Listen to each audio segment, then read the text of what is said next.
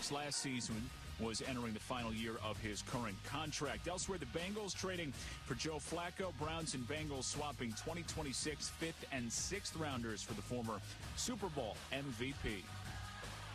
Hey, it's your resident Super Bowl champ, Chris Candy. Coming up Wednesday, I'll tell you just how many non-Super Bowl winning quarterbacks in the NFC I trust right now over Baker Mayfield. It's Unsportsmanlike, weekday mornings at 6, right here on ESPN Radio, ESPN2, and ESPNU.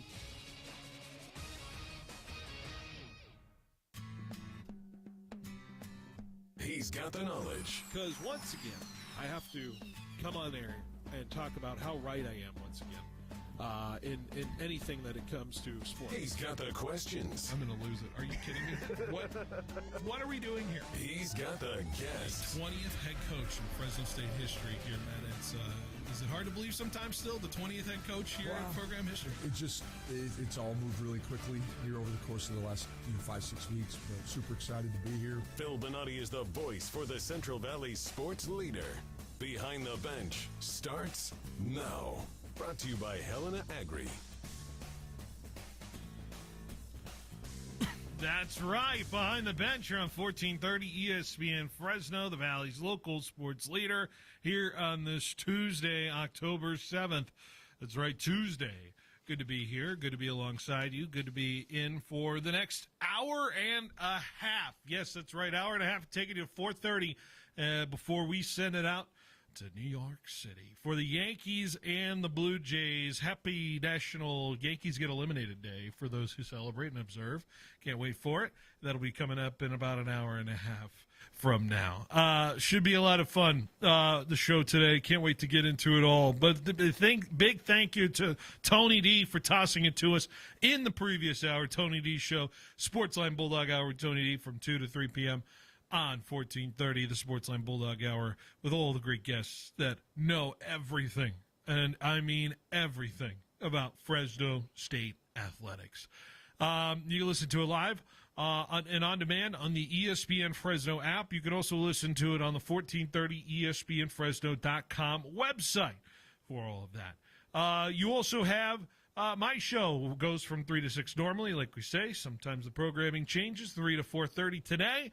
And you also have Paul Metter's program, the Central Valley Sports Report, live on Saturday from 10 a.m. to noon on 1430. It is good to be here. We, of course, invite you to be a part of the show, as always, every day. The Lee's Air Hotline, sponsored by Lee's Air Plumbing, Heating, and Roofing.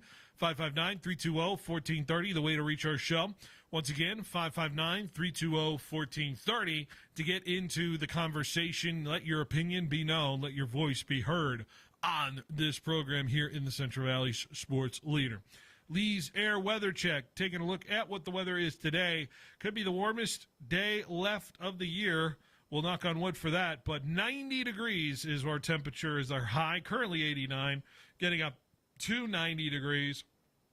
Then we will start this dive down into potentially, by next week, 60-degree weather next week in Fresno. 84 tomorrow, 79 Thursday, 78 on Friday, 73 Saturday, 74 Sunday, 72 Monday, and then about a 68-degree temperature day on Tuesday next week with a 40% chance of rain. The thing I'm really looking at is we got 40-degree temperatures overnight maybe next weekend. So bundle up, folks. Get the sweaters out. It's going to start feeling like fall and winter here in the Central Valley. Although I argue I don't think winter really ever hits Fresno. The winter I consider is snow and everything like that. So it's perpetual fall, in my opinion, here in the Central Valley. It's all about perspective, folks. It's all about perspective. Like I said, we have a good show today. Can't wait to get into it with the folks here. As always, we're streaming live on YouTube, Facebook, and Twitch if you want to listen to and watch the video portion of our program here. Be sure to tune in there. Excited to get into all kinds of things on the show today. Of course, we're going to recap some of last night's action, maybe talk some baseball today. I think we're going to hit some of the baseball so far from the MLB playoffs. The Dodgers 2-0 start in their series. We'll get into that.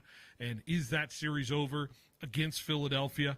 after what the Dodgers have done. We'll get into a Bonatti Blitz where we're ranking the Week 6 slate of games. Can't believe Week 6 is already here. We have 15 games to rank this week, so can't wait to dive into that. Talk about maybe some big NFL thoughts through 5 weeks of the season. Who's the MVP contender right now? Who are the actual contenders in this league? Who are the big disappointments? I think we all got different ideas of what we can look at for that. Maybe touch on some Fresno State here as well if we get into it. But pleased to be joined by the guys who are over next to me, to my right, in the glass. We got Tim Veer, who's here back again after, I'll say, much appreciated effort, by the way, for covering the show Thursday and Friday, hosting duties. Appreciate it. How are you doing? Feeling great after being in this seat for a little bit last week? Yeah, it was a different experience for sure, but I had fun. You Yeah. know, that Friday show, I really had fun. Thursday show was cool. Back here, so excited. Back, and we got Daniel here as well, who's next to you there, who's going to be running the video portion. And of course, Daniel, I'm going to be very kind to you today because I know it's going to be a tough day when your Yankees lose to the Toronto Blue Jays today. But we'll try to treat you nicely before we do that death march to the end of the season for you. Keep talking down. It's not over. It's not over till it's over. That's what you're saying, and then That's what they all say. That's what you want to tell yourself. That's what you're going to tell yourself. Guys, good to be here. A lot of stuff to catch up on. I mean, from the time I mean, Tanvir, I got to imagine the Energy Friday. You mentioned you love Friday show. I was almost regretting being in Disneyland because of how much I wanted to talk about that Niner Ram game coming off of that Thursday night. I was there. I was in person and witnessed it firsthand. I got to imagine for you as a Niner fan, I heard a little bit of what you were perceiving into what this game was. I heard you asking about the question of who's covering Puka in this game tonight. And I don't think you had an answer. No. And somehow the Niners found an answer in the way they played. Just real quick, I mean, between you and I was as surprised as anybody in that Thursday game last week. And the Niners are setting up really nicely for which should be a great game this Sunday. Yeah, we talked about it on Friday about how unprecedented this win was, and to be honest with you, I also heard a little bit of this sentiment that this is one of the best wins that Kyle Shanahan has ever had as a coach here, and we were just looking through some of the regular season wins. I'm going to say regular season because I think playoffs is a whole different ballpark, but in terms of regular season wins, I think you can put this up there with some of the best that Kyle Shanahan has had. Just off the top of my head, the Philadelphia Eagles, revenge, quote-unquote game, I think that one was a really, really good one.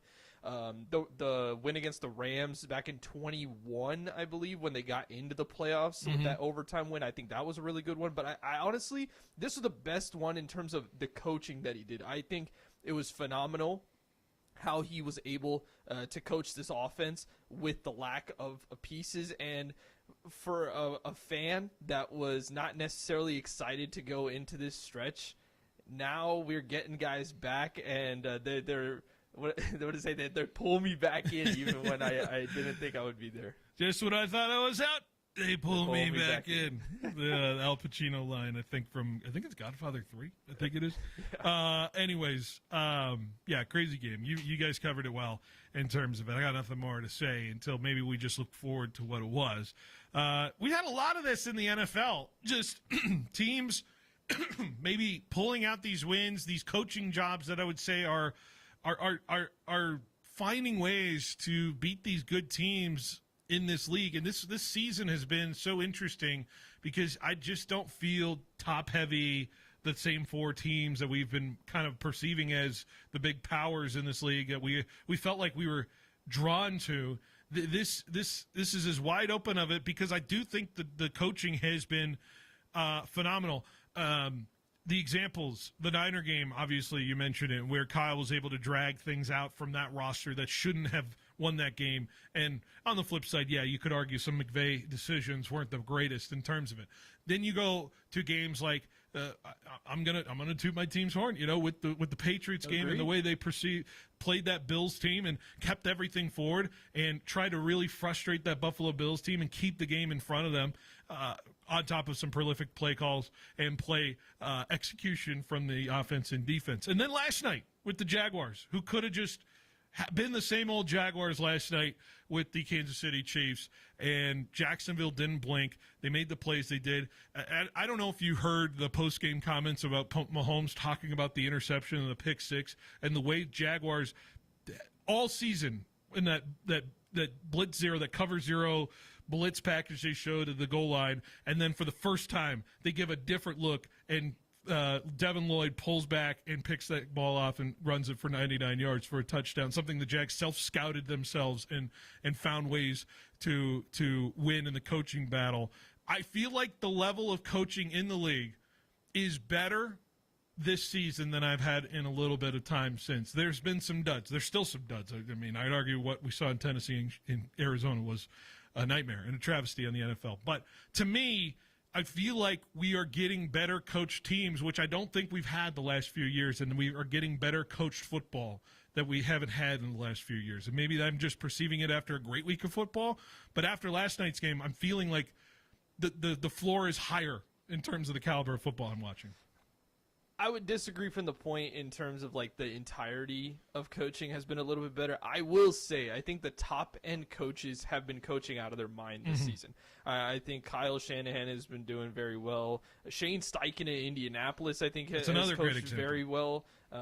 Even Sean McVay and Mike McDonald in Seattle, I think those teams are playing really well. But then you go to the other side of the spectrum, and I think there's teams that are not even injured, or even if they are injured, they're just not being handled well. I think Zach Taylor in Cincinnati is an example of that. Callahan in Tennessee, Gannon in Arizona. I think there's a real separation. I would say in Miami. Yeah.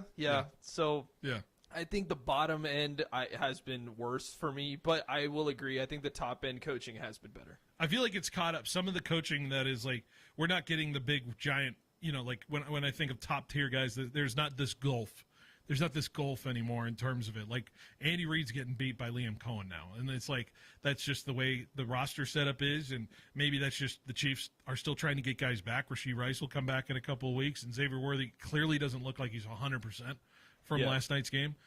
He was shaken up a little bit in the game last night as well. I don't know what his status will be, but I just feel like I don't sit here and think, man, a guy is getting outclassed every single time I watch football. I'm getting good matchups. I'm getting good results, and I'm getting competitive games that are making me want to watch maybe even some of the bottom-end football that's out there in terms of it. Because when I look at the slate of games this week, there's some games I'm sitting there, I'm like, okay, I'm mildly interested in what that chess match will look like, even if I don't know if it'll mean I'm going to see the grand scheme of those two teams maybe playing in a Super Bowl per se, like the Broncos outlasting the Eagles this week, and Sean Payton just doing what Sean Payton does in terms of it. Going to Kevin O'Connell, right, or Kevin O'Connell with the Vikings, and just trying to grind out a game against Cleveland in that game. If you were up that early as well, there's just many different permutations to it in terms of it. So I find that interesting. Do you feel like clearly I feel like the NFL is just more competitive this year. It feels more competitive this year in your mind? It's much more balanced out because, you have all the great quarterbacks in the AFC. Yeah. And honestly, I think all the great rosters are on the NFC side. And so it's a little bit of, okay, are the quarterbacks going to outplay the teams themselves? And, that's been kind of something that we've seen over the last couple of Super Bowls. Where there's a team generally that gets in there based off of their entire roster versus a team that has that elite quarterback and then some pieces around it. So I do agree. I think that this season has been generally balanced, and as I'm looking at all of these teams in the AFC especially, I think that a lot of these teams have an opportunity to make a statement this year. We've had a dominant run of Chiefs Super Bowls, the one Bengals Super Bowl in there, and I'm not saying the Chiefs are out of it because they certainly can still get there, but I feel like there's more of an opportunity there this season with some of these lower seeded teams to beat out the elite per se in the AFC. I sent the screenshot of the playoff picture, the AFC playoff picture, to my friends, and I said this playoff picture is drunk as hell. So drunk. I saw Indy at 1. Indy's at 1, Yeah. Buffalo at 2, Pittsburgh at 3, Chargers at 4, Jags at 5, it's Broncos at 6, and it's Patriots at 7. And then, by the way, that's by record. And then a bunch of 2 and 3 and 1 and 4s. Just a bunch of 2 and 3 and 1 and 4s down there at the bottom. And then your lovely 0 and 5 New York Football Jets. Had to just throw that out there. Daniel, do you feel like the league's closer to each other this year? You don't feel like it's just like 4 teams we're talking about all the time, and that's who's winning in these leagues? Like, do you feel like legitimately there's a chance for a lot of teams out here? I do. I really do think that. I mean, if you just look at it, like just AFC North, for example, 3 of those teams have losing records. And Yeah. You just got the Steelers. So like, I feel like it's definitely a lot more balanced out this year. So I feel like it could definitely go a lot more ways. You know, I think it gives the Steelers a chance to actually win a playoff game this season. We'll see. And, the AFC North was a division that we thought coming into this season could be one of those divisions that have 3 playoff teams, And now they're the worst division in maybe football right now. Exactly. So it has been a wild year. Do you know the Ravens are still favored to win that division? I saw that. Yeah, they're still at 1 and 4, favored to win that division. Hey, they just believe in Lamar. I believing that he can stay healthy this year. Yeah, that's the issue. Lamar can't play defense. That's the thing. Right. They did trade for Alohi Gilman today, which I think should help their secondary, but losing Odafe Owe is also a big loss. Yeah, they trade him away to L.A., right? L.A., yeah. The Chargers. So we'll see how that turns out for them, because they really needed some help in the back end, and I think Gilman's a good safety for them. It's going to be interesting. I think last night's game, just my big picture thoughts here at the top of the show, is just last night's game showed me that there's a lot to like about the NFL this year. I haven't really liked the NFL the last couple of years. I just really haven't felt like there was much for me to kind of find interest in terms of the storylines, in terms of the way things were kind of playing out. And this year just feels like the league is catching up to the elite. It's catching up, and I like that, and I think that's important, and that what makes the league a lot more palatable. We're still going to get our dumb. We're still going to get our Raiders-Titans this week, and that's where it is. But we're going to figure it out in terms of that, and maybe I just spoiled a little bit of my Blonati Blitz right there in terms of it, but we're going to get to that next. By the way, just a reminder, NHL season has started today. Sharks are going to play on Thursday, their opening night against the Vegas Golden Knights. And yes, that game is going to be on 790 this week. The Blackhawks and the Panthers playing right now. Panthers up 2-1. We're a period in, folks, and we already had a fight. And I'm here. I'm here for it. Hockey's back. Can't wait to get to it. So that'll be back. Sharks home is 790 here on 1430, or here on ESPN Fresno Family and Networks. All right, let's take a break. And when we come back, we rank the games for Week 6 here next on 1430 ESPN Fresno, the Valley's local sports leader. Are you ready to lock in serious savings? Donald P. Dick Air Conditioning and Solar wants you to know that December 31st is the deadline for your new solar system to be operational to take advantage of the 30% federal tax credit. That's right, you can save 30% on your investment in clean, renewable energy. But the clock is ticking. Solar doesn't just save you money. It gives you energy independence, shields you from rising utility rates, and adds value to your home. And when you choose Donald P. Dick, you're working with a trusted local family business with 55 years of experience. Call Mr. Cool today. Get a free solar quote. The number is 559-255-1644. Take control of your power and your savings. Call the company with over 5 decades of experience. Write this number down. Call Donald P. Dick Air Conditioning and Solar at 255-1644. That's 255-1644. Hi, this is Marcus McMarion. As a hometown guy and former Bulldog quarterback, I know how important trust and family are. That's why I choose Ed Dina's Auto Center in Dinuba. From first cars to family SUVs, Ed Dina's helps you find the right fit without the hassle. They treat you like part of the team, because here, you're more than just a customer, you're family. Stop by Ed Dina's Auto Center today and see why it's my dealership of choice. Ed Dina's, the dealer in Dinuba that does. Yes, he does. Football season's here, and it's time to upgrade your home team's game plan with Robinson's Interiors. Whether you're hosting the big game or relaxing after a win, the right flooring can make all the difference. From durable hardwood to cozy carpet, Robinson's Interiors has the best selection and unbeatable prices, all backed by professional installation the Valley has trusted for over 40 years. So give yourself home field advantage. Don't wait for the touchdown. Visit Robinson's Interiors in Fresno and Hanford today. Robinson's Interiors, the Valley's flooring MVP. Would you like to find ways to reduce your tax liabilities and keep more of the money you work so hard to earn? Now's the time to look at strategies aimed at improving your tax situation. That way you can make any tax-saving adjustments and have them take effect before the end of this tax year. Thiessen-Duker Modern Wealth Management is here to help. We use comprehensive software designed to overlay all of your assets and investments with current market data and tax law. It's built to analyze all of this information and recommend adjustments that could reduce your tax liabilities. Thiessen-Duker invests in this technology because we're committed to doing everything we can to help our clients reduce their taxes.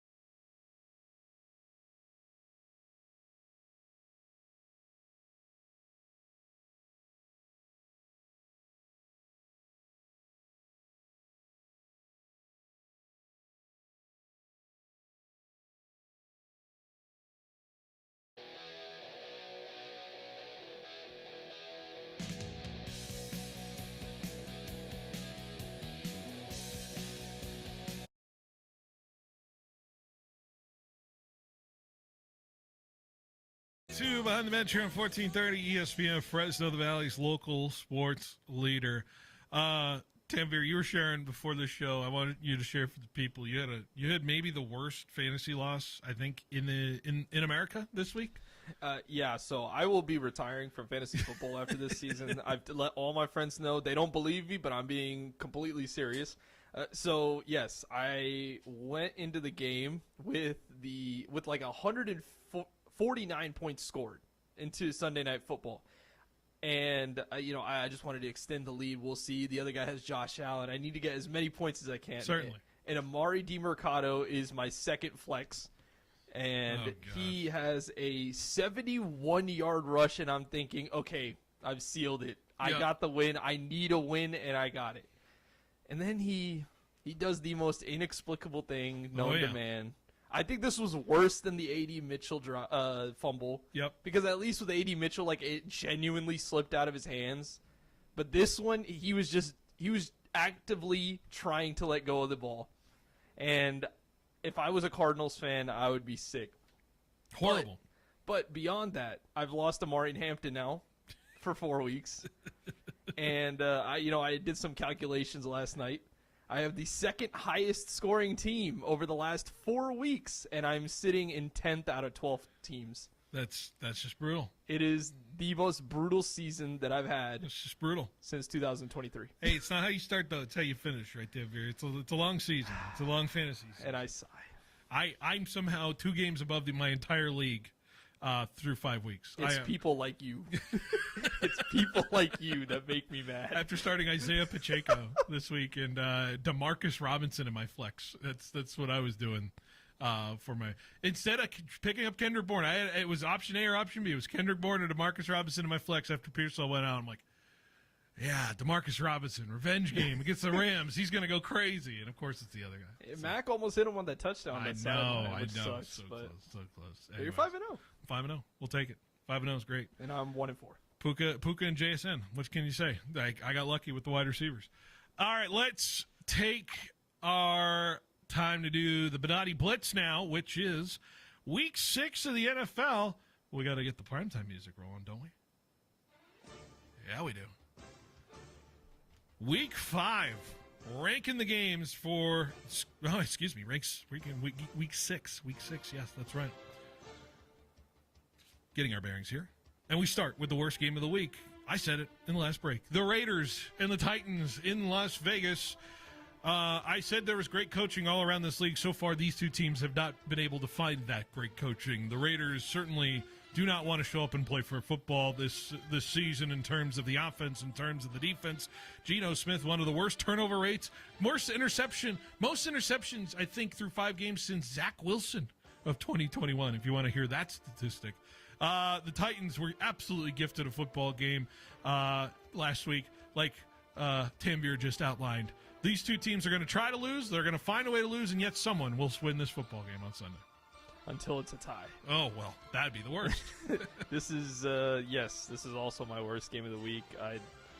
The Raiders got to win this one. Like, if we're being for real, yes, the Cardinals lost, but the Raiders should be able to beat this Tennessee Titans team, especially at home. So give me that at 16 as well.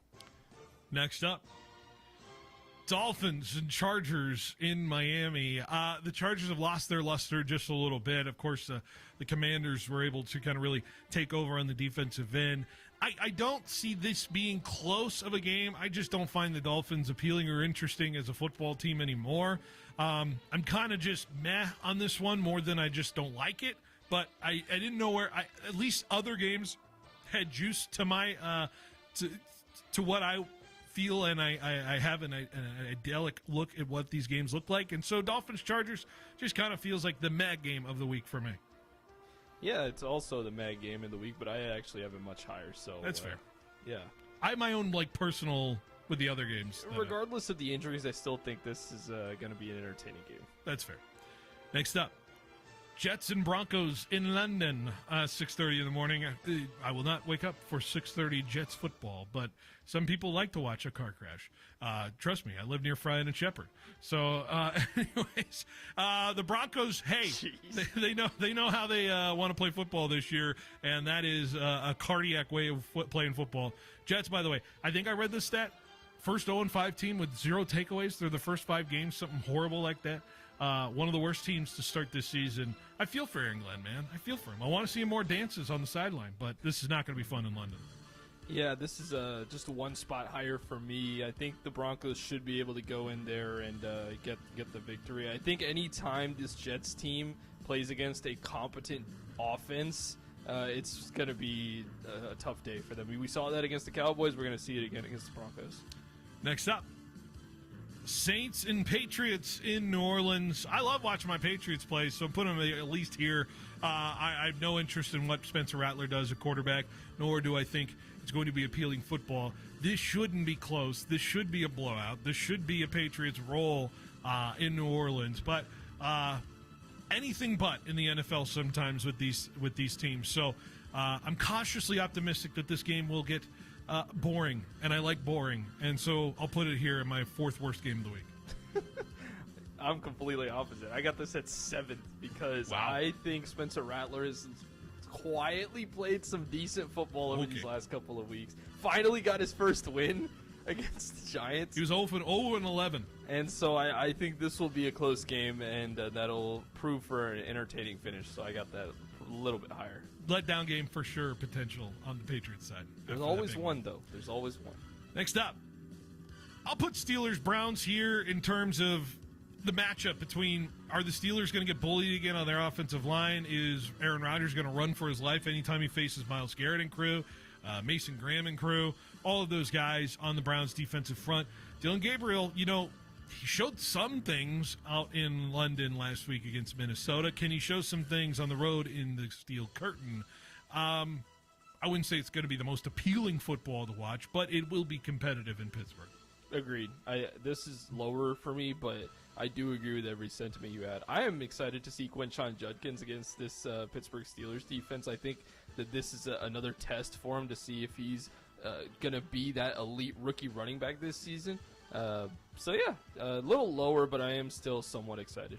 Next up.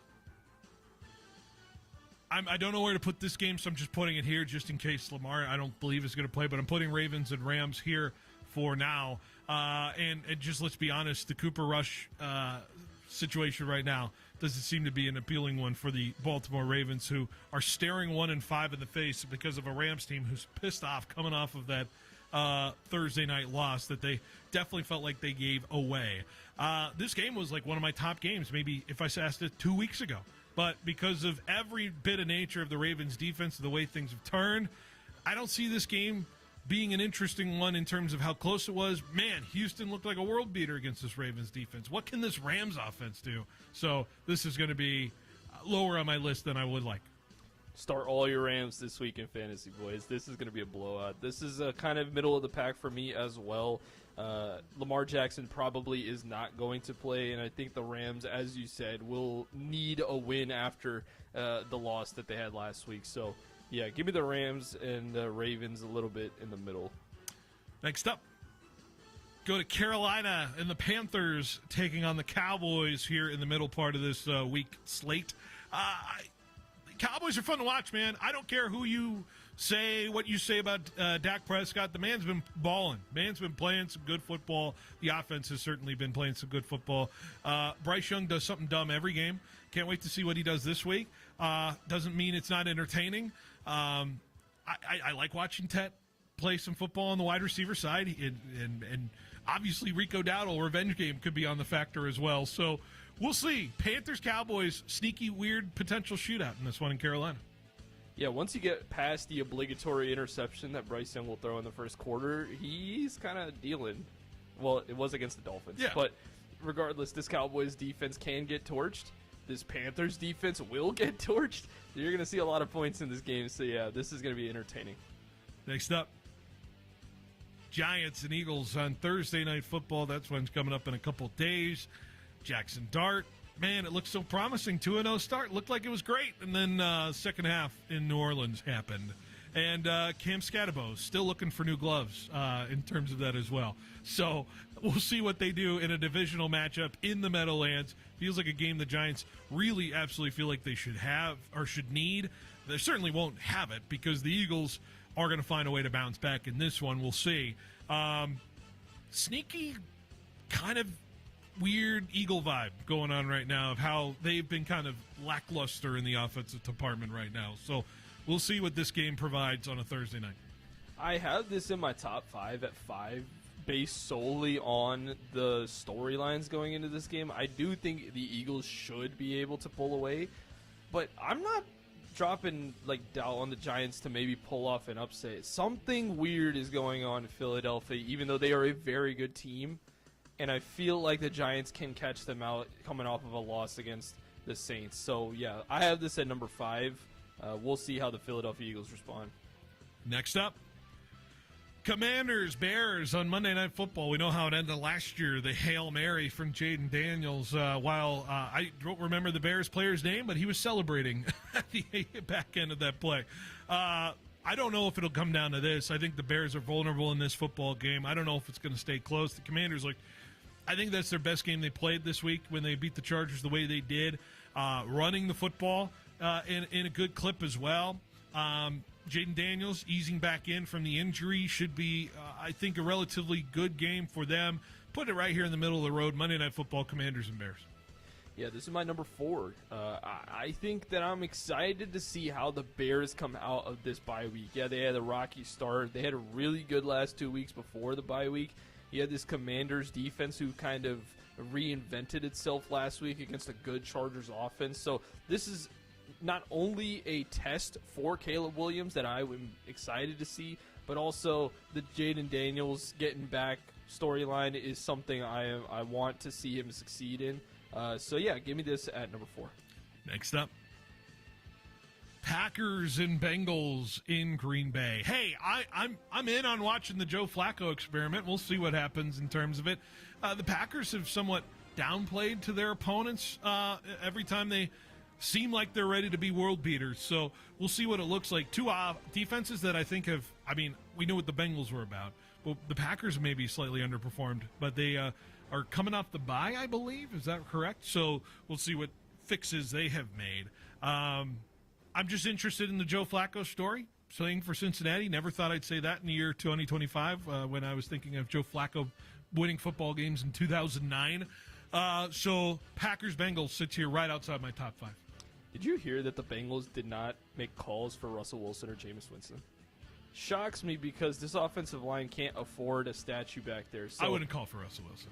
I may have called for Jameis. Okay, we're talking about Joe Flacco here compared to Russell Wilson. It is down in the dumps for this Bengals team. I think they will score. I think, as you said, the one positive outlook on this game is the Packers kind of downplay to their opponents, but this should be an easier Packers win. So that's why I have it a little lower because I think it will be. My top 5. Colts and Cardinals. Yes, I am putting the Cardinals in the top 5. They could be 5-0, folks, if they just didn't screw around the last 3 games in heartbreaking field goal losing fashion. The Cardinals could be the dumbest 5-0 team in the National Football League, and that's why they're so entertaining. And the Colts, on the flip side, are entertaining in its own right.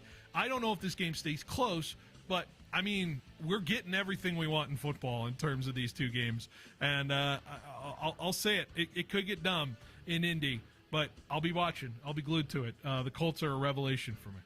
Much lower for me because I know I'm so out on the Cardinals. Maybe it's just my disdain for their running back trio, or Kyler Murray getting a ball bounced straight off of his face, or them fumbling an interception in the. Are you not entertained though? Are you not entertained? There's certain entertainment. Even that the comes Panther out game of it. they won, they couldn't. Maybe now there's no fantasy implication. Maybe I will be entertained, but for me, I'm so out on this game. I think the Colts will win. Cardinals are number 1 in entertainment factor for me this season. They are not a serious football team. Next up, in my top 4, Monday Night Football, Falcons and Bills in Atlanta. I think this is sneaky interesting in terms of the aspect of what Atlanta can be versus this Bills team who I think has been playing with their food for the first 5 weeks, honestly. Let's be honest with you. It is not the full-throat Buffalo Bills that we've seen. Other than when they really blew out the New York Jets, I don't think we've seen the full power of what Josh Allen and this team can be outside of it. So going in a hostile environment, going into Atlanta on a primetime stage where they just blew a game to the New England Patriots, it's going to be interesting to see where they kind of bounce back.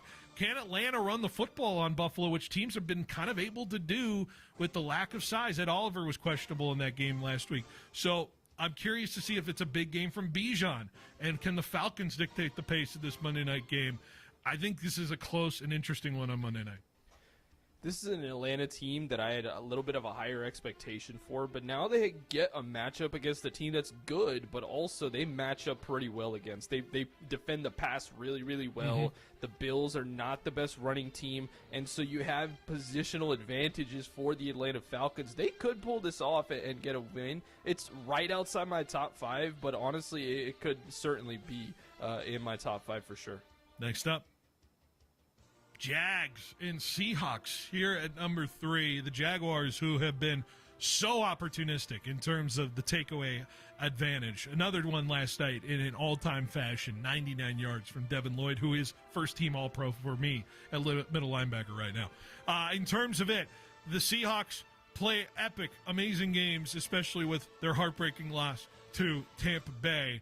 I'm curious to see the offensive matchup, Seattle versus the defensive matchup of Jacksonville. On the flip side, Seattle's defense, who we thought were going to be world beaters going into this, but Tampa just was Tampa last week. Can Seattle bounce back and cause fits for this Jacksonville offense that at times could get in its own way as well? 2 teams that have a lot to prove this year, feel like they can make a statement with a win and keep going into a trajectory that maybe people weren't ready to put them in. I think this is going to be a fascinating game in Jacksonville. Hey, I had this trajectory planned out. I had them winning the division, so I'm just going to pat myself on the back. I think these are 2 teams that will give you an entertaining game regardless. Jackson Smith-Njigba, you have Travis Hunter and Brian Thomas Jr., so many good players across all of these teams. This is my number one game of the week. I think this will be a very, very fun game to watch. I am so excited to see how Sam Darnold does against this Jaguars defense, because you have Patrick Mahomes, the 49ers, and some of these AFC South teams that have not been able to score in this Jags defense at will. So we'll see how that goes. Number 2. Chiefs, Lions, Sunday Night Football. The desperation of Kansas City now at 2-3 to go and have to probably beat this Lions team to avoid a big pitfall 2-4 start. Backs against the wall in Kansas City. The Lions went out and really played well the last time they were in Kansas City. And some would argue this Lions team has maybe been the most complete team through first 5 games of the season as well, outside of their just kind of lackluster start against Green Bay in Week 1. The Lions have quietly been a very, very good football team the last 4 weeks. So it's going to be a very tall task for the Chiefs to be able to handle this team, and we'll see if they have the answer coming. But when you have one of the best quarterbacks out there, usually you find a way to win. You've seen Brady with these spots where he's needed to bounce back in a certain way. Can Mahomes do that as well? This Lions team is going to be a tough test in Kansas City. Yeah, this Chiefs run defense has been a shell of themselves ever since their Super Bowl season 3 years ago, and I think that this is where they're going to get exploited. I think the Lions will win this game, but it should be very entertaining, because I also think that the storylines of the Chiefs possibly going to 2-4, as you said, is insane. So, yeah, give me that at number 2 as well. And number 1, my number 1 game of the week. Yes, I am putting the San Francisco 49ers going to Tampa Bay as my number 1 game of the week, frankly, because Tampa Bay is the most entertaining team in the league right now, and Mac Jones is maybe the most entertaining quarterback right now in terms of what he's been providing. Boy, that was cinema on Thursday night. Gutsy, amazing win for the 49ers. What can they back up after a pseudo bye week as they go and take on Tampa Bay, who has done nothing but win in a fashion that will give fans heart attacks? I can't wait to see what this will provide, because this is for the NFC top seed. For now, a massive tiebreaker advantage if you go to NFC standings. This game matters in terms of the playoff picture. It has the best juice. It has the best 2 teams, I would say, going at it this week. Bucs, Niners, late afternoon. Can't wait. Yeah, the only reason this is at 3 and not 1 for me is still the injuries. I'm still scared about what this team can do, but if they keep playing like they've been playing, I mean, you're probably going to see fireworks in this game. Both the Bucs and the 49ers have played one-possession games all year. Crazy. Every week they have finished in a one-possession game. So this is, by math, going to be a one-possession game and a fun one indeed. You know the other team was? Who? The Cardinals. Of course. And that is your Bonatti Blitz. Of course, I had to just shove that in right there at the end. Bye weeks are Texans and Vikings, by the way. I don't quite miss them. Daniel, any top game for you? What's your favorite game of the week for week 6? I think it's also going to be San Francisco versus Tampa Bay for me. Yeah. I think just because the stakes this early for that game, I think it just makes it very entertaining. Could determine where the playoff game is in January between Tampa and San Francisco. It really can. It really certainly can. I think this will also help solidify Baker's case, because I know we're going to talk about this in a bit, but going in MVP. All right. Wow. I was going to say, like, if either of these teams win, I think it solidifies them as contenders for the Super Bowl. Really? Yes, because I think Tampa, no matter what, I think is solidified for me as a Super Bowl contender. I think the Niners, for sure, would solidify if they win. I think the Niners need it more to solidify that. Yes, as opposed to Tampa, who I think Tampa could beat anybody on any given Sunday. Agreed. All right, let's take a break. When we come back, we're going to talk a little bit of baseball playoffs, just catch up on what's been going on. Stay with us. You're listening to Behind the Bench on 1430 ESPN. Hey, this is Coach Spencer. The 9th annual Fresno State Alumni and Friends Classic tees off Monday, November 3rd at Sunnyside Country Club. Join us for this premier 2-man best ball tournament featuring Nat Gross and alumni flights. All proceeds benefit the Fresno State men's golf program, helping student athletes succeed on and off the course. Space is limited to the first 55 teams, so don't wait. Register by October 27th. For details, contact my email, cSpencer@mail.fresnostate.edu. Richard's Prime Rib and Seafood, the original. Family run since '69. Slow roasted Angus prime rib, hand cut steaks, freshest seafood. Now open for lunch Wednesday to Friday, dinner Wednesday to Saturday. Lunch, fresh salads, open-faced New York steak sandwich, the beef eater with Richard's famous prime rib. Dinner, 2 for $79.95. Best deal in town. Drinks, great food, good friends. Richard's prime rib and seafood, the original. Hey, it's Phil Bonatti from Behind the Bench. In sports, when you take a hard hit, you count on your team. In life, after an accident, your team is Davis and Van Wagenen, attorneys at law. Right here in Fresno, they've helped Valley families win the compensation they deserve, and you don't pay unless they win. Visit DavisVanWagenenLaw.com. That's DavisVanWagenenLaw.com. Davis and Van Wagenen, your hometown injury attorneys. When you think of California business machines, it wouldn't surprise me if you automatically thought 3-cent color copies. It's something CBM has become locally famous for. But now there's something else business owners are calling about: business phone systems. It's a beautiful thing. Copiers, printers, office phone systems, all with one simple call to California Business Machines. 559-225-5570 or online at cbmsolution.com. One of the most important keys to success is teamwork. Just like the Bulldogs football team, Fresno Rack has assembled a great team of their own. An industry leader in warehouse pallet racking and industrial warehouse shelving, Fresno Rack is truly your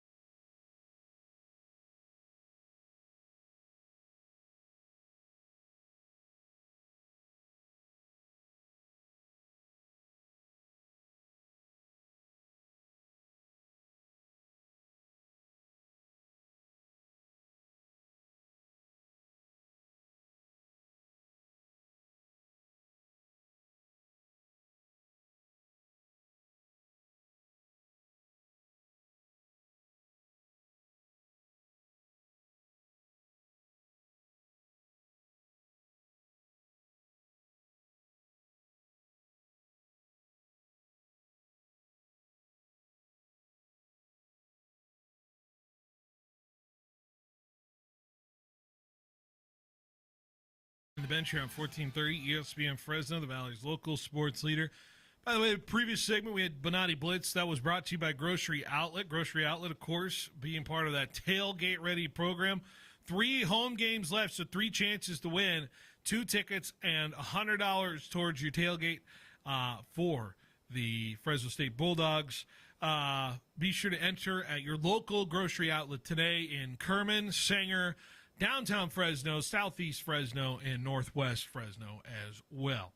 So, that Bonatti Blitz, once again, brought to you by Grocery Outlet. We now have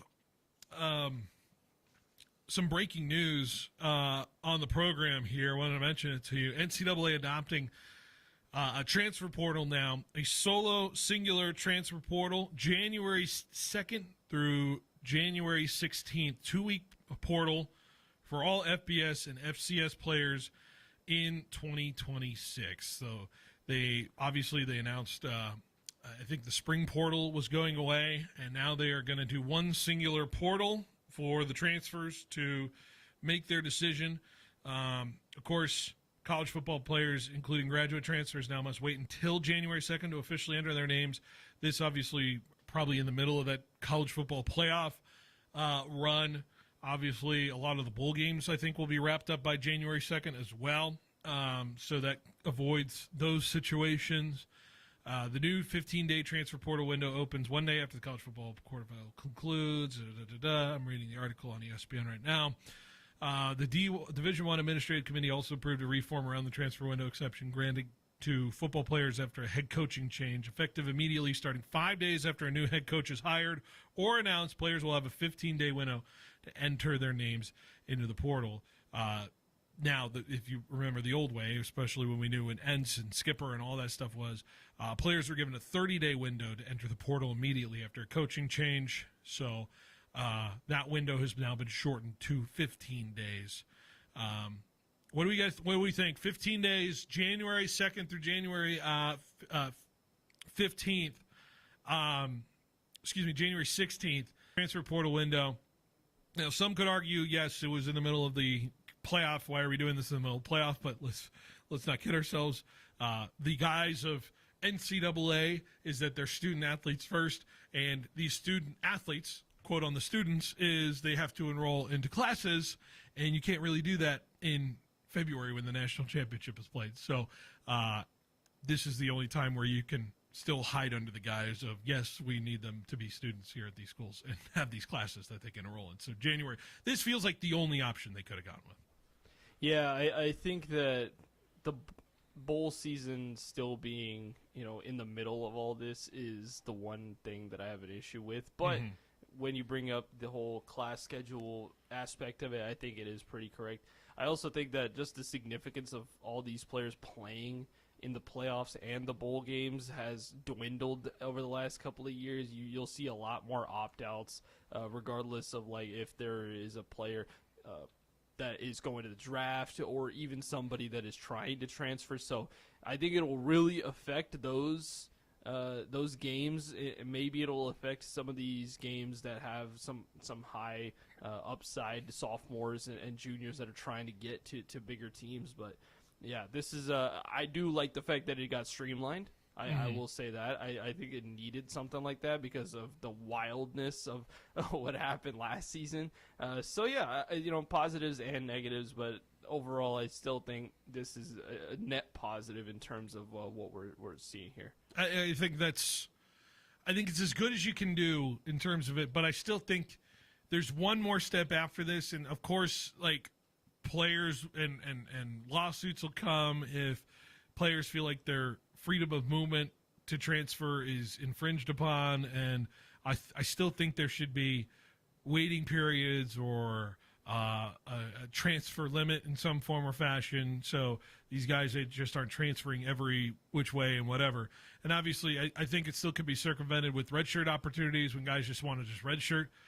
But let's be fair, that's essentially them sitting out. Like we talked about I think it was last year, the UNLV quarterback was doing that, remember? And that whole storyline that happened. So essentially they serve their time if they want to transfer. So I don't have an issue with that.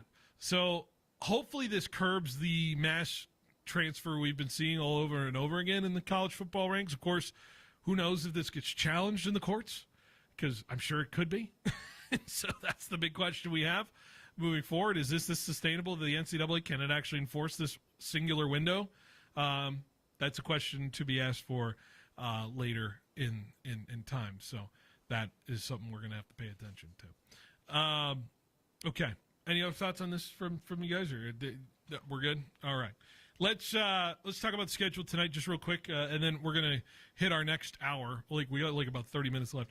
Just a reminder, currently they're in a rain delay, the Mariners and the Tigers. They're still going to do that game over on 790. We're going to have that game on 790. I heard, or at least reports say, 4:30 our time. That game is going to be scheduled a first pitch, 4:30 our time. Of course, it's still tentative, so seems like they're going to get the Mariners-Tigers game in at some point. Coming up at 4:30 our time here, we got the Blue Jays and the Yankees on 14:30. That'll be game 3. Tomorrow, no Behind the Bench, no Sportsline Bulldog Hour with Tony D. We're going to have baseball all day We have the Brewers and Cubs Game 3 at 1:30. At 5:30, we have Phillies and Dodgers. And we got over on 790. Mariners Tigers Game 4 for sure. We'll see if necessary for Yankees and Blue Jays tomorrow as well. But, of course, we're still going to have Sunbird's Sports Show no matter what. So just a heads up on that.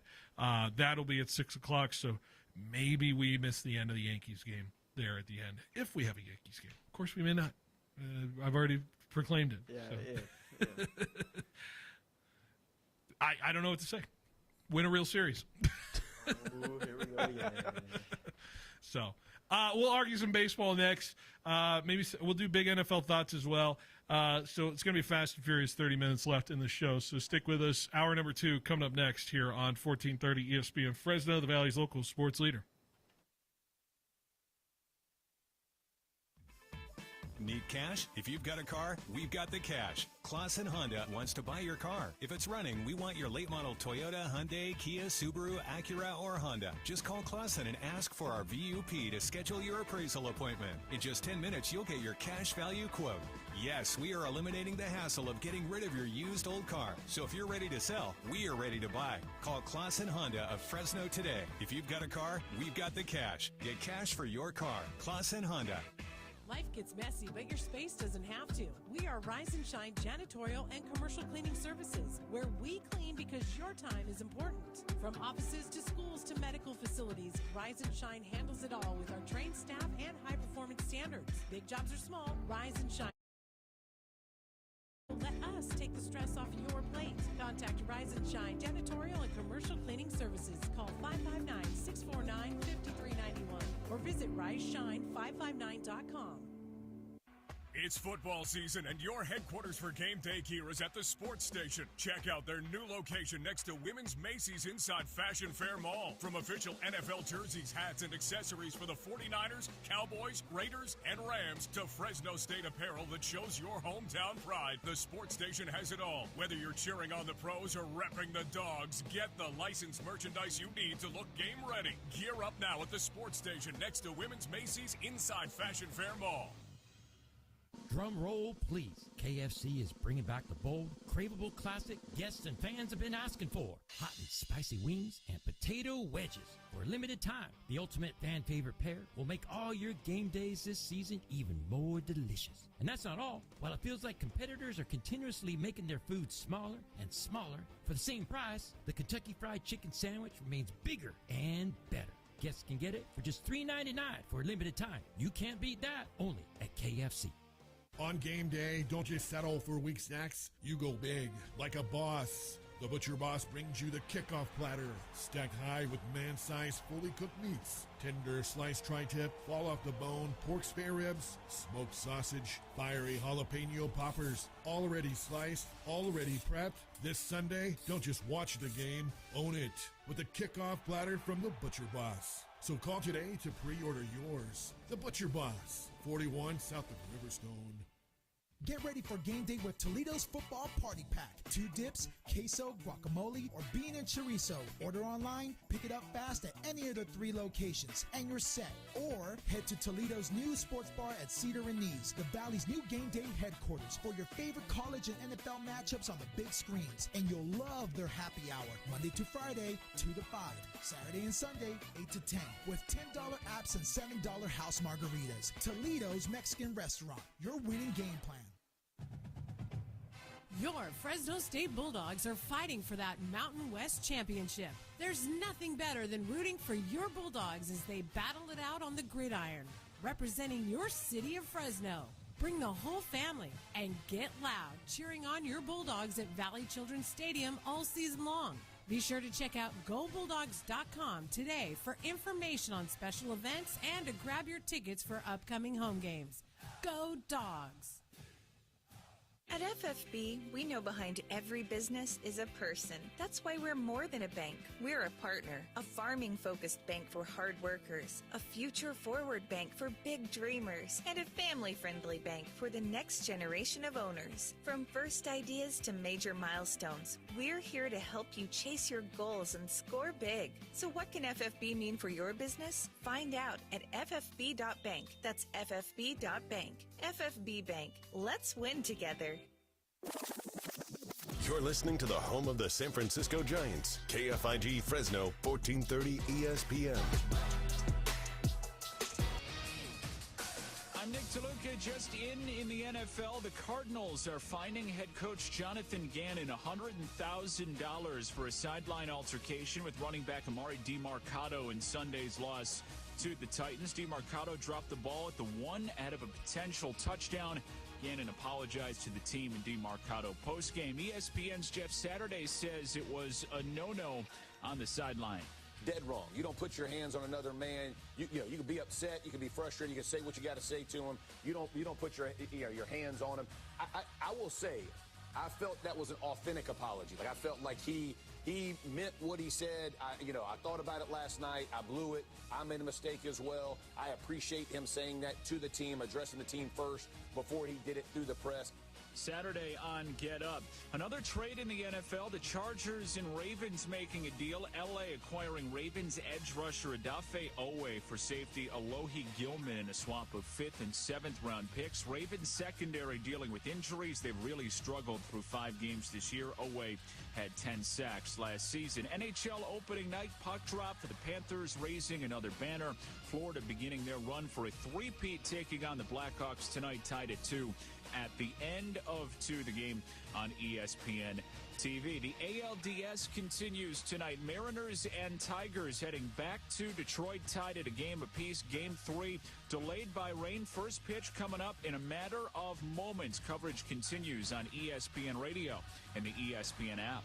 Hey, this is Rich Eisen. We got a jam-packed Wednesday show. Falcons running back Bijan Robinson, Hall of Famer Kurt Warner, Ryan Fitzpatrick, and Andrew Whitworth together, and John Bon Jovi in studio. That's Wednesday on the Rich Eisen Show on Disney+, the ESPN app, and ESPN Radio.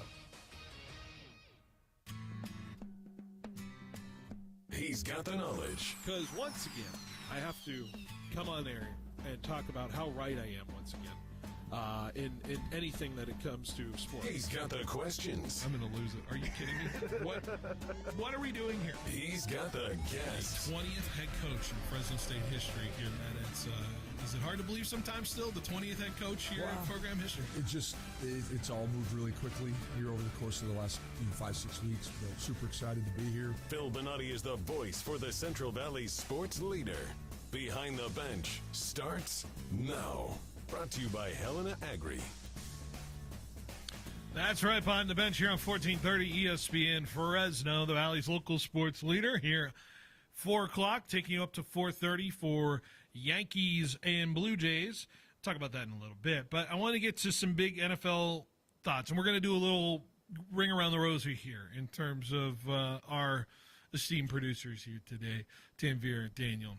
We're going to play a little game. I don't know what to call it. Just a little bit of roundtable in terms of where are we at in the NFL season with some big questions. We're 5 weeks into the season, and I want to see how quickly we could go through this in talking about who the MVP is, who are the contenders, who are the big disappointments of the National Football League this year. So, as someone who is interested in this conversation, we talked about at the top of my first hour just how competitive the league has felt. I'm curious if we can kind of decipher who are the big players in this season so far as well. So what we're going to do here is we're going to start with the question of who is your MVP through 5 weeks. I think that's quite simply what the question is to start. We're going to each get 2 picks. We're going to go around in a circle. And because it's my show, I feel like I got to go first, right? We'll go around. We are not allowed to pick guys who have already been picked. That's the number 1 rule to it. You guys ready? Ready? All right. Yeah. I think I'm going to steal everybody's here at the top because we've been talking about it. I think Daniel probably is going to be mad I take him here at the top. But I don't think anybody's been playing better football than Baker Mayfield this year in terms of But I said this on Sunday, and now I'm seeing all of the national media grasp onto the Baker Mayfield MVP conversation to it. So now it almost feels like an old take, kind of like a take that everybody has consumed at the take buffet that everyone likes to join in on. But let's be flat out honest with it. You know, in crunch time, in times of needing to win football games, Baker Mayfield has done more for his team than I think anybody else has this season. His statistics certainly bear out as well. he has elevated this Buccaneers team. And, yes, we know the help that's around him in terms of it. And Ibuka has been phenomenal as a rookie wide receiver, certainly Rookie of the Year candidate for me as well. But Baker has certainly put his team in a position to win any certain situation, certain week. He's certainly my top contender. So, yes, I'm taking Baker Mayfield off the board. I'm sure you guys had some sort of idea of around him. So that's where we'll start. So why don't we go Tim Veer and then Daniel, if that works. Oh, okay. Yeah. I'm going to go with Jonathan Taylor. I talked about Jonathan Taylor last week as possible MVP candidate. He's leading the Indianapolis Colts, who we did not have any doubt or thought that they would be a great team this year, but they're 4-1. He's first in rush yards, first in rush TDs. He's got 16 for 133 and a reception touchdown. He doesn't have a fumble on the season. I think he is putting out a very good year. So I'm going to stray away from the quarterbacks, and I'm going to go with Jonathan Taylor, running back for the Colts, as my first pick. All right. That's interesting. And I think that is attributed to how phenomenal the Colts have been, too. Obviously, Danny Dimes has been phenomenal as well, but it's certainly going to be interesting. By the way, Daniel Jones plus 3,000 to win MVP on the MVP odds. Just a heads up. But yeah, Dale, who do you got as your number one guy? My number one guy right now, probably because you already said Baker, but Matthew Stafford. Okay. He's leading the league right now, 1,500 yards, 11 touchdowns, only 2 interceptions. I will say he does get sacked a bit more because he's not a scrambler. Mm-hmm. But I feel like with the way this Rams offense is right now and the fact that he can just, throw down to Puka, and I think maybe besides Puka, I think he is my top MVP as long as they make the playoffs and, they do decent during the regular season. I'm saying, 11 wins minimum. Okay. Yeah, Stafford certainly feels like he is in that conversation, but I don't know if I quite have him in the upper tier of the conversation. I think the Rams certainly have to I think they took a ding to that 49er game when they needed plays they needed to have. They didn't get them. So that's certainly going to hurt them. But they're going to face Baltimore, which certainly feels like a stats galore kind of game. They go to Jacksonville and London, certainly going to learn a lot about that team there, and who knows what the Rams look like in terms of it. Now, speaking of Rams, I'm going to go to his guy, and I'm going to go to Puka Nacua as my other MVP candidate right now because of his statistical anomaly he has been so far this season, on pace potentially to be one of the record breakers of all time, maybe in most receptions in NFL regular season. He's at 50 through 5 games, which is just ridiculous. He has been there every time the Rams have needed him in every aspect of it. I don't know what the Rams are without Puka Nacua so far this season in terms of it. And I don't see another guy that's been more valuable outside of the quarterback position than Puka Nacua has been out. Maybe Jonathan Taylor is a good argument to it, but I feel like Puka Nacua, I know wide receivers don't win MVPs, but, we are talking maybe Calvin Johnson levels of potential of this season so far for Puka. So I can't ignore it, and that's why I'm putting him here.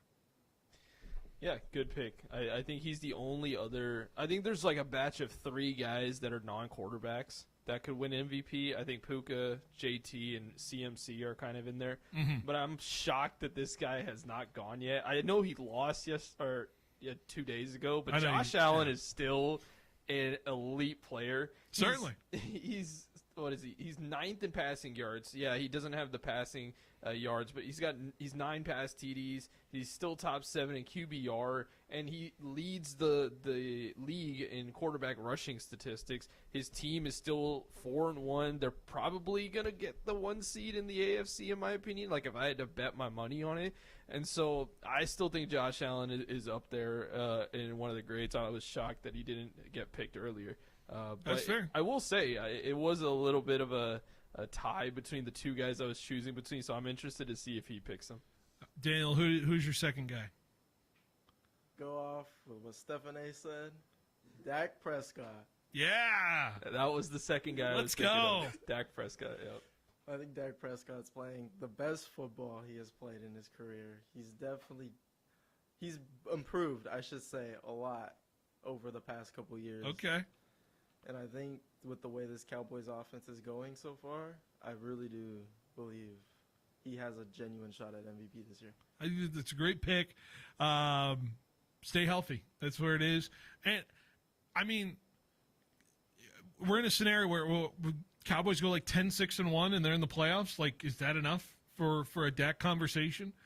Because of how bad we know what that Cowboy defense can be, that they can overcome that? And is that enough to bring the narrative of Dak Prescott being a guy who is in the playoffs and leading a Cowboy team that virtually has nothing on the other side of the ball? I don't know if that's enough. Maybe it has to be like a 12-4-1 for this Cowboys team, but I think they got to win the division a minimum. Is it a 5,000-plus yard season? Is it a 40 touchdown pass season? Is that statistically enough? We tried to do this with Burrow last year. He kind of feels like the Joe Burrow of last year. Yeah. Where we're in that conversation of like I call it the John McClane season, where it's like the dude is doing everything. Right. And he is getting crushed, and still trying to find a way to be the last man surviving. So it's going to be fascinating. All right, let's go to our contenders. And we can go all around. Let's go reverse order this time. So Daniel, Tanvir, then me, and then we'll do Tanvir, me, then Daniel for the or Tanvir, Daniel, me for the disappointments. So let's start with Daniel. Daniel, who is your biggest contender this season for a Super Bowl? You know what? Give me Tampa Bay. Tampa! Yeah. I think. What do you love about Tampa? Just the way they're performing in general. The fact that Baker, being the game manager he is, always being able to get them into that position to be able to win a football game. I think that's their biggest point. Same with their defense. Their defense, granted, it has been one-possession games. I still think they do play him. They play good. Okay. Game manager a little disrespectful to Baker Mayfield. I will say. I kind of balked at that. Yeah, same. So, but anyways. My head popped back a little bit. Tanvir, number one contender. It's tough because there's a lot of just balance at the top. Yeah. I'm going to go with Detroit. I think the Detroit Lions have finally found a defense that can match their offense. Last year in the playoffs, they had a lot of injuries, and what I can hope for them is that they continue to stay healthy. Their offense is, ever since that Green Bay game, has been humming. They destroyed the Ravens. They've destroyed the Bengals. They've been playing very, very well. I believe in their quarterback. And I think that defense with Aiden Hutchinson at the top, Kirby Joseph at the back, I still think this is a very, very all-around good team. And I at 5 weeks in, I can argue that they're the best team in the NFC. So that's why I'm going to go with Detroit as my number one contender. It's a good pick. I was going to go them next. I will go Buffalo here. I just feel like Buffalo down 3 is the team I can trust the most to go in a position and score. And when you have that gut feeling as a team, and a team that feels like they have the most capability of tying a football game when they need to or taking the lead, that bodes well in terms of what you can do and what you can accomplish moving forward. I know the defensive deficiencies are there for Buffalo, but they can add some guys back with some injury help in terms of it. But they have the quarterback, like we said, and I think they're the most sure bet guys, if I can think of it, another team right now outside of Detroit. To me, I'm like, I would bet them over a lot of other teams because I trust them still the most, even though they haven't really quite delivered in the big moments, just quite yet. But Buffalo seems like the most sure bet team for me. So I'll go there. Daniel, what do you got next? All right. I'm going to go to a team in the AFC. Give me the Chargers. Chargers. Yeah, they've lost, the last 2? Okay. But I feel like a lot of it goes down to the fact that they're down their 2 running backs, and now that whole running back room is changing. But they still got a great secondary. That defense is still pretty solid. Justin Herbert is going to be Justin Herbert. I don't think there will be any hypotheticals this year about if Justin Herbert can win a playoff game. I think his time is coming this year. Wow. Chargers, that's an interesting pick there. Tanvir, what's your number 2 contender? Again, a lot of selections.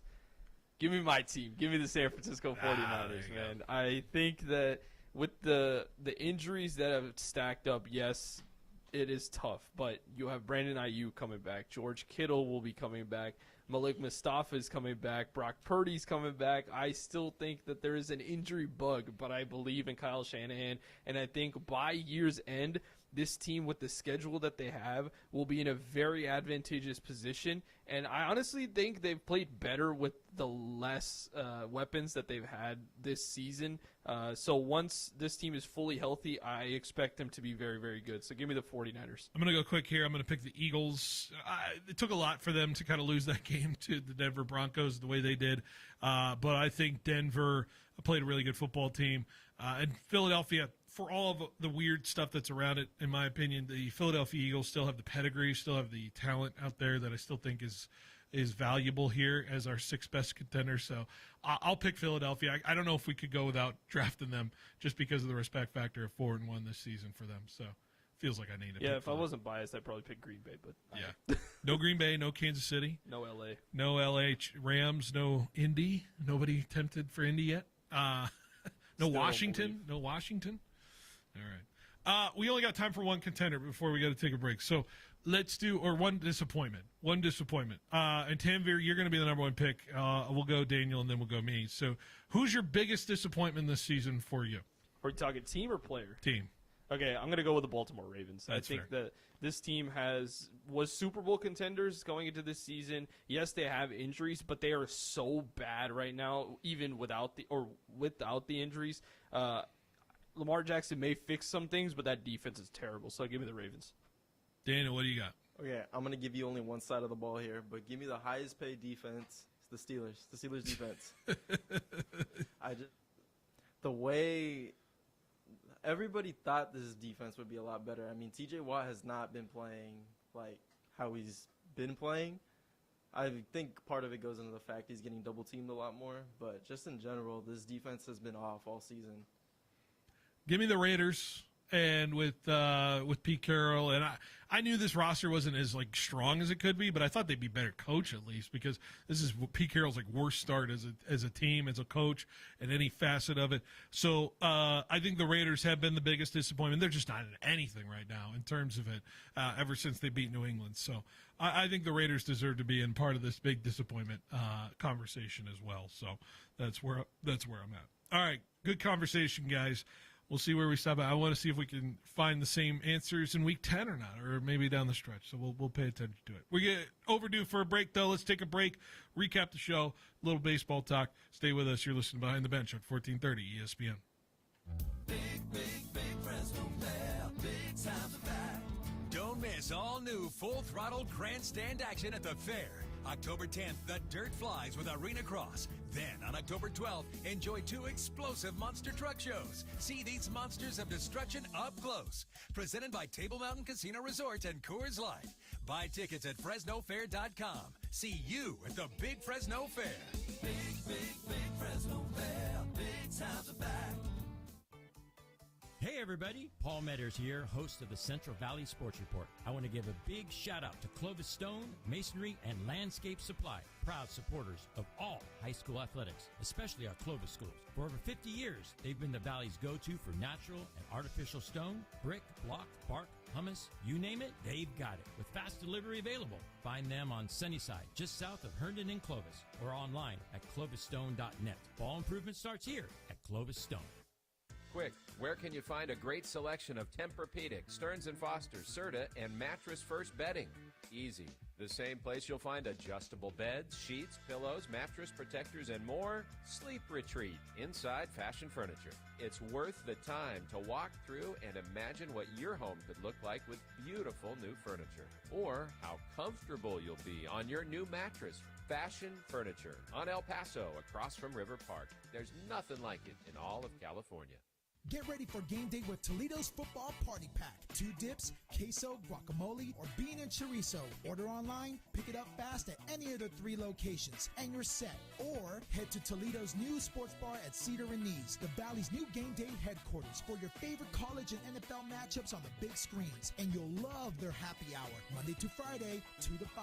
Saturday and Sunday, 8 to 10, with $10 apps and $7 house margaritas. Toledo's Mexican restaurant, your winning game plan.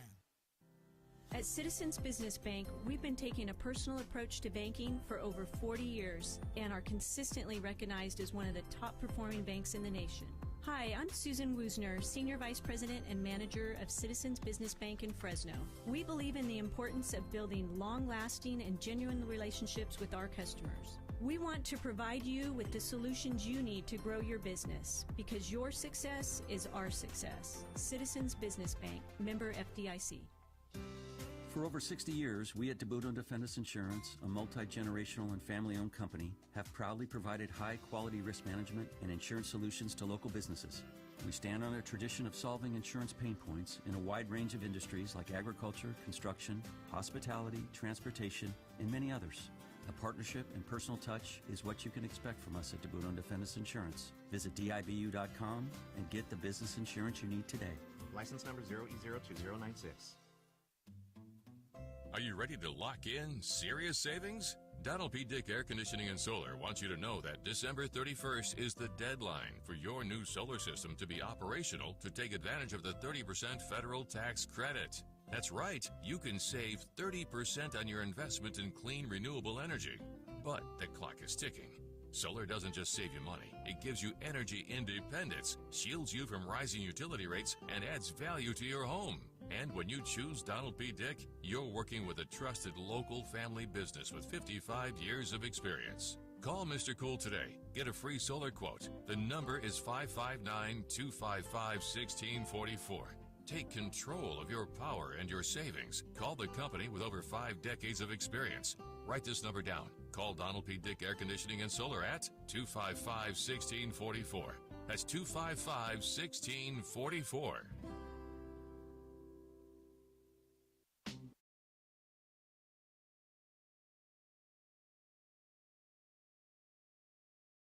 To Behind the Bench here on 1430 ESPN, Fresno, the Valley's local sports leader. I love looking at the NFL odds. They're just so much fun.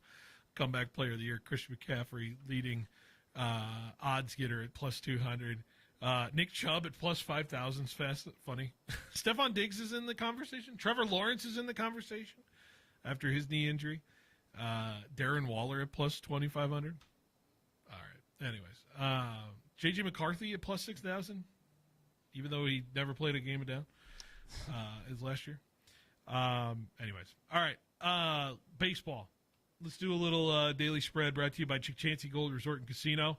If you're not trying your luck with your teams, trying your luck with Chancey Gold Resort and Casino. Of course, some games starting pretty soon here from the AL tonight. AL doubleheader. We got the Tigers and the Mariners over on 790. We have coming up in moments the Yankees and the Blue Jays. Would you want to take a guess at who has the best World Series winning odds right now as we speak on ESPN Bet? LA. Yeah, I was going to say, I'm going to guess the Brewers. LA Dodgers are at plus 150 to win the World Series right now. I don't know. I just said Brewers just to be different, to be honest. I was going to say the Dodgers, too. Do you know who number 2 is? Okay. I'm going to say the Mariners. No. Tigers? No. The Blue Jays are at plus 325 right now. Yeah, I don't know why we even said Blue Brewers at plus 450. The Mariners at plus 700. And everybody's at plus 10, plus 1,000 further out. The Cubs at the longest shot, plus 3,000. Not that Cubs. Yeah, Cubs down 2-0 right now to the Brewer Crew. Dodgers certainly have just totally perplexed this Philadelphia fan base over the first 2 games of the series. I did not think that the bullpen would be the bullpen it was from the regular season to now, but they've unlocked something with Roki Sasaki, it appears. I didn't think he'd be effective or be in the conversation of this whole postseason, but this is what you're getting from the Dodgers. I mean, I heard it somewhere else. They could be the 90s Yankees in terms of winning World Series at this point. So, but if you're a Dodger fan, you got to feel fantastic about where you're at right now after 2 games against Philadelphia. Yeah, for sure. I mean, the Phillies coming into this series, I thought would be a little bit more different, like a little bit more powered on the offense. But that pitching has just been. I thought if the Phillies were going to win one game, I thought it'd be against Ohtani in Game 1. They got to him, and they did, and they gave up that lead to Teoscar Hernandez. They really miss Wheeler. I think the Phillies really do miss Wheeler a lot, and I think that that balked me from Philly. I was like, I don't feel great about Philly. That's why I think the Brewers are the team to beat in the National League right now. And clearly they have just put the metal to the pedal in terms of the Cubs. So we'll see what it looks like moving forward. But it certainly seems like collision course for Brewers and Dodgers. So who wins today? Let's start with the Mariners and Tigers. Who takes the big game between the Mariners and Tigers today? It's tied at 1. I'm going to give it to Seattle today. I think that they got – I think they'll come with some power today. Yeah. What about you, Timber? I'm so scared about the Mariners on the road. I know they have a terrible road record, but I'm going to say the Mariners win as well. They take the lead 2-1. I think I just saw something in that game, too, to tell me that they're going to come back in the series. Logan Gilbert going tonight. I feel really confident in his ability. Of course, they need it because they don't want to face Schuylkill Game 5, so they need to win the next 2 here in Detroit. Yankees lose, right? We're all agreement. Yankees lose tonight. Well, what are we talking about here? you see the shirt. It's like David Ortiz. The Yankees lose. The Yankees lose. Daniel's going to declare war against Canada after tonight. We'll be singing Frank Sinatra. We're going to be playing "O Canada" at the next show on Thursday. Yes. So. All right, that's it. Yankees, Blue Jays coming up next on 1430. We'll see you Thursday. If you need a strategic financial plan, call Thies and Duker. They